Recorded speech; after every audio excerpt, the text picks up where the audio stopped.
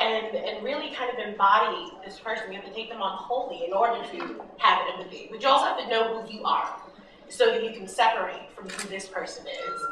And with all the characters I've played, I have immense sympathy for them and sympathy even, and I try my hardest to find this person in my life and find this person in my memory so that I can make them real and so that I can play them as a real person. It's very important to be someone that people can relate to.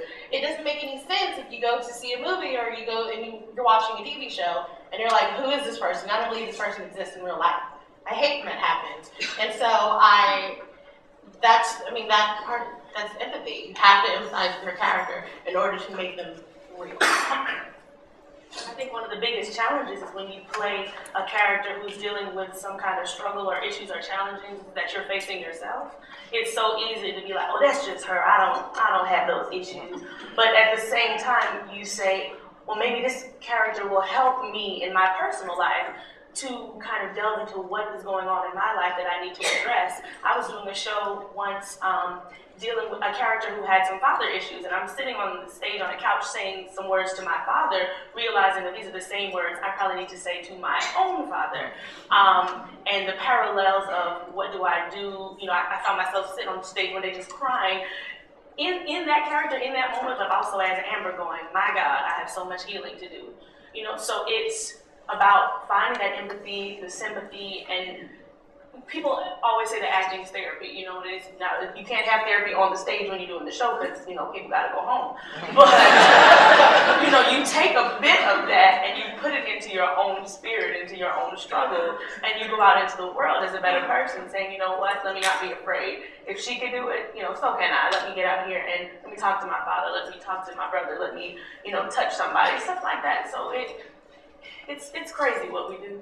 But a common denominator with all four of you, and picked up by the pure generosity of allowing us to sit and witness of this film, is bravery.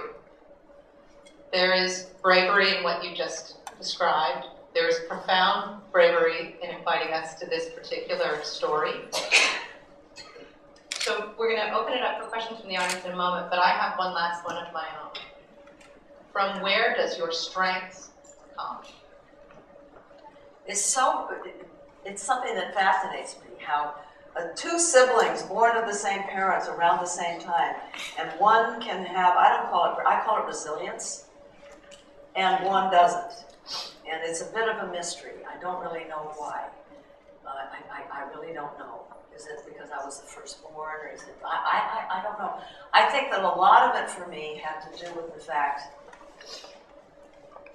years when I was, 2002 or 1, and I was beginning to write my memoirs, and I got a call from Yolanda King, Martin Luther King, one of his daughters. I don't remember what the call was about, but I suddenly, because I was writing about my father, I said, Yolanda, did your father ever take you on his lap and kind of talk to you about values and about, how to live life? And she said, no, he never did. I said, mine didn't either. But you had his sermons, and I had Grapes of Wrath, 12 Angry Men, Oh Man. I knew the values of my father, or what he aspired to. I knew those were the roles that mattered the most to me.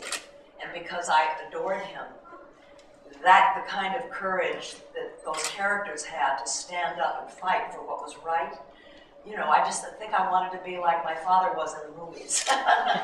Maybe that's tricky. All right. Where does strength come from for you? I'm not sure. I know that it's here because it needs to be here. Oh goodness, I don't know if I'm brave. I just know that I am constantly kicking and scratching and fighting and screaming just to live.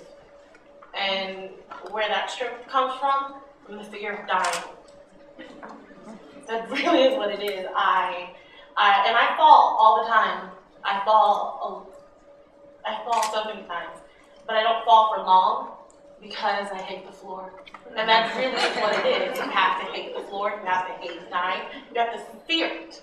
And that strengthens me, I guess. I don't know, am I strong? Do you think I'm strong? I'm just trying to live.